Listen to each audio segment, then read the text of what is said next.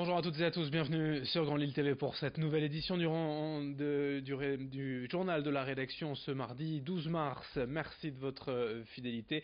Voici sans plus attendre vos prévisions météo. Aujourd'hui, la situation va de nouveau se dégrader avec un vent de sud et d'ouest de plus en plus turbulent, des rafales jusqu'à 70-80 km par heure prévues à Lille. Côté ciel, ce ne sera pas non plus très réjouissant, avec de nouvelles perturbations pluvieuses, surtout dans la soirée et la nuit prochaine.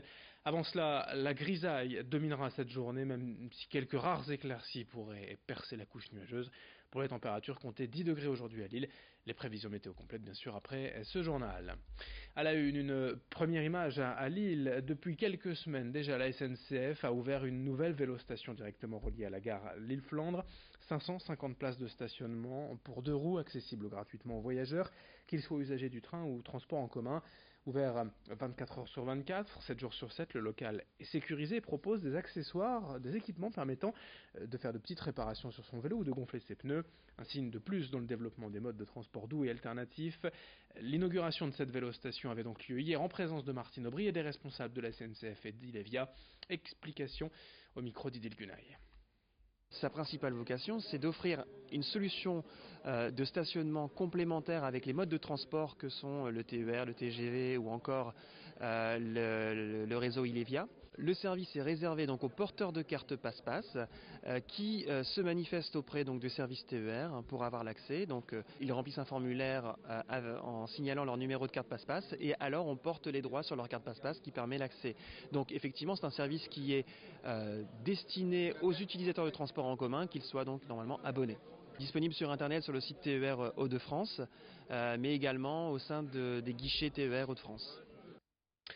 L'information à Lille, toujours dans le centre-ville, c'est le début du chantier de la rue Pierre-Mauroy. Les travaux s'annoncent importants et difficiles à vivre durant plusieurs mois, voire plusieurs années. Pour les riverains et les automobilistes, explication sur place avec nos journalistes Lucille Berthe-Constant et Xavier Silly.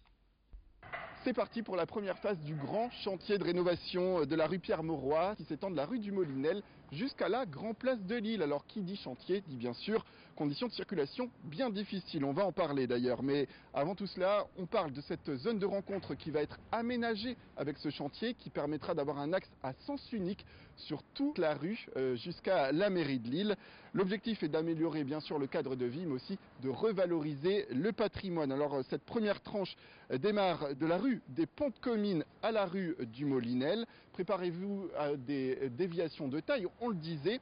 Ici, à partir de la rue du Molinel, si vous souhaitez rejoindre la Grand Place de Lille, eh bien sachez que le contournement vous demande de rejoindre la gare Lille-Flandre d'abord, puis le Zénith de Lille, puis la gare Lille-Europe, Euralille. On termine avec la place Saint-Hubert à l'entrée du parc Matisse et on rejoint la rue de Roubaix. Voilà, un contournement qui doit prendre 10 minutes pour un trajet qui habituellement prend une trentaine de secondes à peine, d'où les difficultés que les riverains et les touristes qui viendront à Lille devront rencontrer.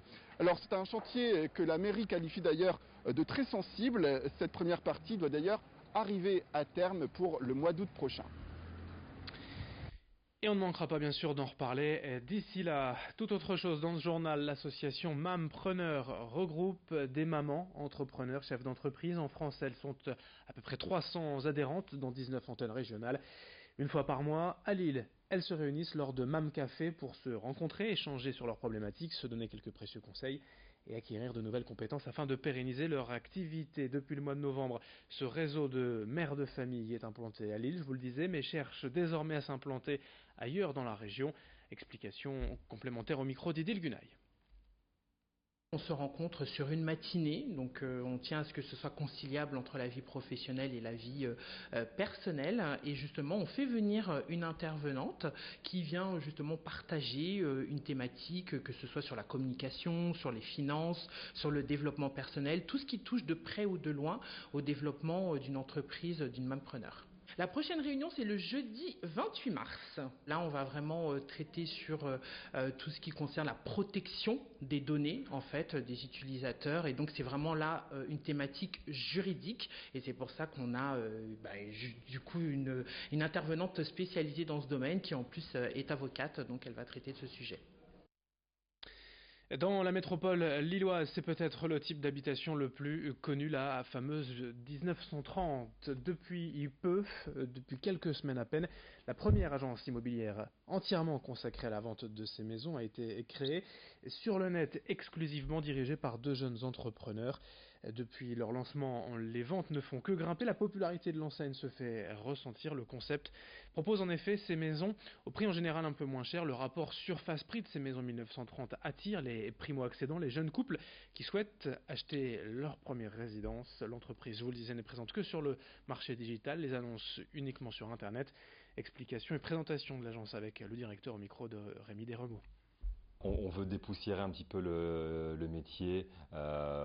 Voilà, on est des gens relativement jeunes, on a moins de 40 ans, une attitude assez cool et aussi qui va être en total reflet avec nos acquéreurs. C'est-à-dire qu'on veut éviter des limites, on ne veut pas se poser de limites tout en étant sérieux. C'est pas parce qu'on est décontracté et sympa qu'on est forcément des gens qui ne sont pas professionnels, bien au contraire. C'est de se dire que certes les maisons 1930 ont 100 ans, mais il ne faut pas non plus avoir une vision arriérée de l'immobilier. Donc c'est vraiment dépoussiérer la profession et puis surtout d'expliquer que maintenant il y a un référent dans le domaine de la 1930. Pour conclure ce journal sur Grand Lille TV, aujourd'hui le pôle d'excellence beauté de l'antenne entreprise et formation de Tourcoing organise une journée beauté solidaire pour valoriser l'image des femmes en recherche d'emploi. 150 participantes qui ont dans quelques jours un entretien d'embauche qui vont être ainsi prises en charge par 150 jeunes apprentis en formation au pôle beauté pour des soins, une coupe de cheveux, quelques conseils. L'événement est ouvert au public jusqu'à 16h, mais le pôle beauté signale aussi l'organisation de ces journées portes ouvertes ce samedi 16 mars.